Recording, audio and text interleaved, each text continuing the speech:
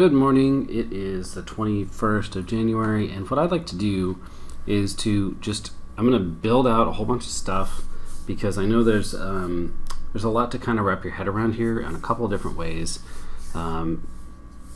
Largely being around how Unity, different objects can kind of talk to one another. So what I'm going to do is, you've got my old bear project here. I've got the poop. Instead of the poop just kind of dropping, I'm going to make it so that it actually has, it shoots in the direction that the player's most recently moved. And then if I have time, I'm going to try to do some collision as well with the different objects. So I'm going to start a timer.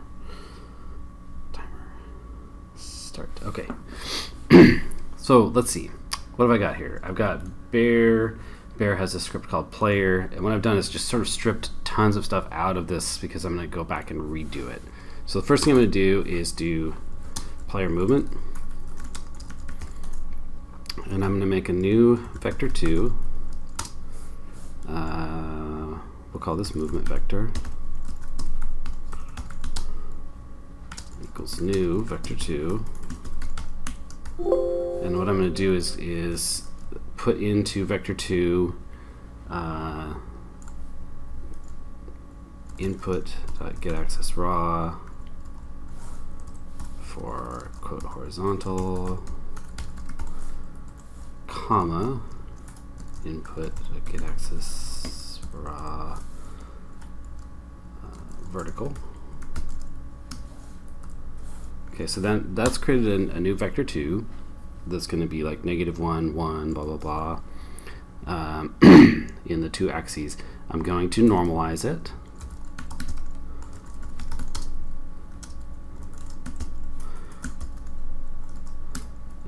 If you remember what that does, there we go, is makes it so that its magnitude is exactly 1.0, 1.0.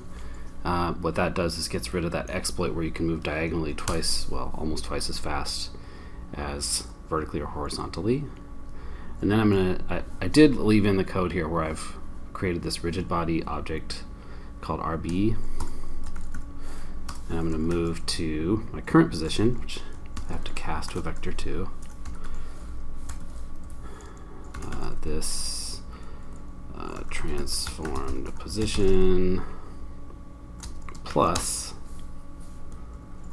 movement vector. And what I haven't done here is take into account speed and frame rate. So I'm going to say movement vector equals movement vector times speed. Do I have a speed variable? Yes, I do, 4.0. Times time dot delta time. Okay, cool. So now that should all work. Let's just double check it, make sure everybody moves. Go back here to bear. And it does. Cool. Both vertically and horizontally. It's kind of slow. Let's speed you up. Make you 6. Okay. So that now works. I have movement, and that's using this whole vector 2 based movement system, using the rigid body movement where I'm adding two vectors together to get the new location where it wants to be. Okay. Now I still have the whole thing where I'm instantiating this little poop object every time I press the space button, space bar. One of the things you'll notice though is I took out the whole list management thing because you don't need it. And at this point I would just say take it out altogether. So it's going to, I'll just go back here. I believe that when I press space it'll still just make one. Make sure that's true. It does. It's not going to do anything, it's just going to sit there. That's okay. But before I go any further, I'm going to go over to the poop here in the project, and I've actually already created a projectile script for it. Also, I attached a rigid body to it. I probably put a collider on it too, box collider, just to be safe. All right. So it has a script called projectile. Here is that projectile script.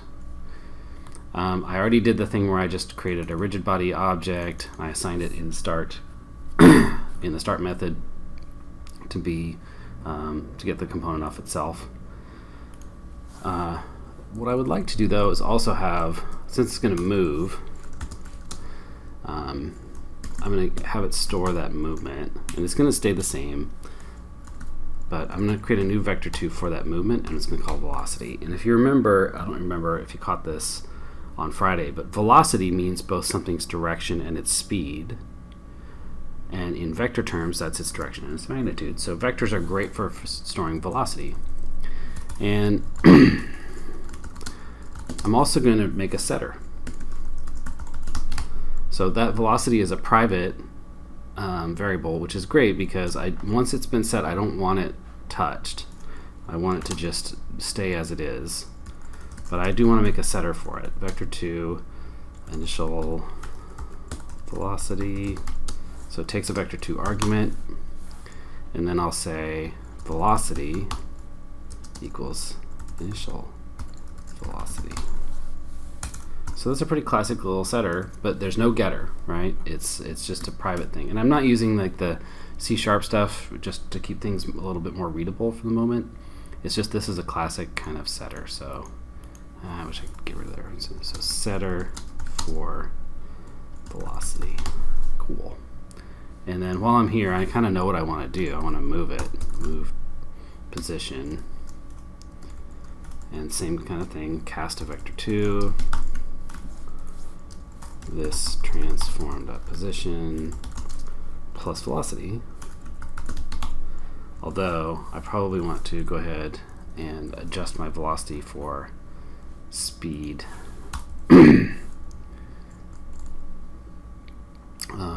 Private float speed equals how fast should it go? Let's say 10 and frame rate. So before I do that, I will say velocity. Oh no, don't do that. Don't change the velocity vector because then it's an acceleration. So I'm going to say velocity, and then right in here I'll just say times speed times that delta time. Right there, one more parentheses and that should be good. Okay, so move position from my current position plus this little quick calculation, which I could have done outside of this line of code, but I don't think it's that awkward to do it inside the line of code. It's just velocity and then adapting for speed and frame rate. The initial velocity is going to be normalized. You know what I could do? Here's what I should do. Velocity equals velocity times speed. Since it's not going to change, I'll just do it there, and then from now on, velocity equals time.delta time is all I have to do. I think that makes it a little bit more readable. Also means I'm doing a little bit less calculations because I only do this once. So I've taken this as a normalized vector and then multiplied it times speed. And making my code nice and pretty, nice and even. Okay, now let's go back to, that's not going to do anything because there's no initial velocity. That's going to be 0, 0, 0, 0, 0, 0, 0, 0, 0. So, by the way, if I was just to run this right now, the game's going to crash. Because there is no velocity vector because I haven't set it. So that's actually, this isn't very this isn't very good code. Let's do this really quickly. If, just because I've seen this crash happen, because I saw it happen last night and it was really bad. If velocity is not null, then do this move, because oftentimes it's just a little bit of a safer bit of code. There are other ways to protect myself as well, but this is the simplest way. Now at least it won't crash if I go here and run it. If I did it before, it was going to crash. It would have done a Stack Overflow. Now at least it's not crashing. It is kind of making these things go off in weird ways, but oh, they're spinning. Let's constrain you, shall we? Okay. All right, let's go ahead and set their initial velocity. So what I'm going to do is every time I spawn one, I need to set its initial velocity using that setter called setVelocity. So first I need to grab its script as a component. And I know that the script is called projectile because I can see it here, projectile.cs. So projectile, new projectile equals the thing I just created, get component, projectile. Now, in this particular case, the compiler kind of has to assume that it really has a projectile component on it. But we're smart, we know that it does.